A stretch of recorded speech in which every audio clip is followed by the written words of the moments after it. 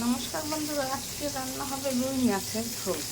Tomato আলু দিয়ে, tomato আর আলু কেটে নিয়েছি, গাছের টমেটো, তাই একটু ছোটো। এখানে রোজগারের মশলা নিয়েছি, এখানে পেঁয়াজ রসুন আদা নিয়েছি, সামান্য তেজপাতা কাঁচামরিচ আর পেঁয়াজ কুচি। এখানে হলুদ মরিচ মেখে মাছটা ভাজা দিয়েছি, ভাজা প্রায় তৈরি হয়ে গেছে।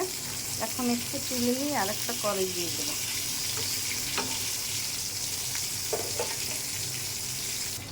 মাছ ভাজা হয়ে গেছে, তুলে নিয়েছি। এখানে আরেকটা কড়াই দিয়ে দিছি। এখন সামান্য একটু তেল লাগবে, বেশি তেল দেবো না, মাছ অল্প তাই কম তেলে রান্না করবো। পেঁয়াজ কুচিটা দিয়ে দিলাম।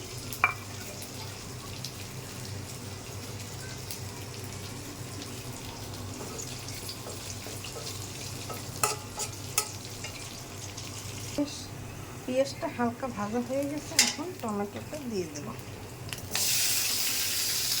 এটা একটু ভেজে নিতে হবে। হলুদ আর লবণ দিলে একটু সামান্য হলুদ, একটু লবণ, এই সামান্য একটা তেজপাতা,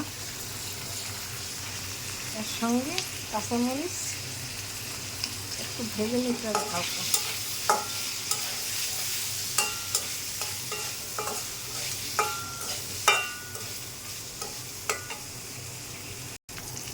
টমেটো আলু ভাজা হয়ে গেছে, দেখুন। এখন এর মধ্যে আবার একটু পেঁয়াজ রসুন দেবো, আদা বাটা বাটা মশলা দিলে স্বাদ ভালো হয়। তো পেঁয়াজ রসুন একটু বেটে এটা দিয়ে দিলাম। এখন আরেকটু সময় ভাজতে হবে পেঁয়াজটা। যখন ভাজা ভাজা হবে রসুনটা, তারপর সামান্য একটু জল দিয়ে দেবো।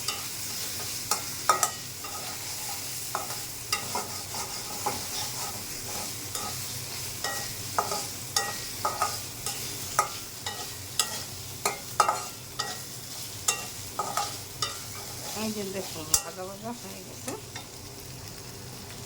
এখন সামান্য একটু মশলা যাতে পুড়ে না যায়, তার জন্য একটু জল দিয়ে দিলাম।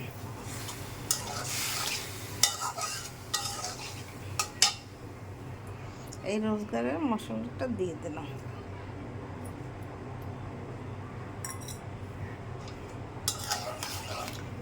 কারণ একটু সময় মশলাটা ভুনতে হবে।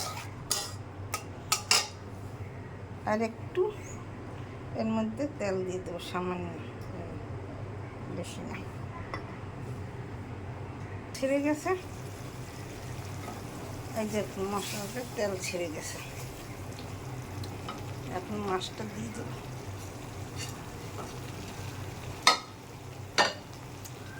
মাছে অনেক তেল হয়েছে, তাই বেশি তেল দিলাম না। ভাজার সময় অনেক তেল বেরিয়েছে মাছ থেকে। এখন একটু সামান্য জল দেবো, বেশি না। অল্প জলেই রান্না হয়ে যাবে। আমি ঢাকনা দিয়ে ঢেকে দেব, একটু পরেই নামিয়ে নেব।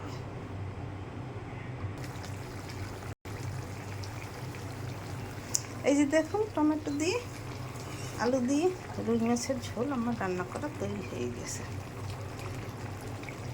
এরকম রান্না করে রুই মাছের ঝোল খেয়ে দেখবেন, খেতে খুব সুস্বাদু লাগবে। আমার চ্যানেলটিকে লাইক করুন, শেয়ার দিন, পাশে থাকুন। আমার ভিডিও ভালো লাগবে লাইক করুন, শেয়ার দিয়ে করুন। দেখুন, জানতে ধন্যবাদ।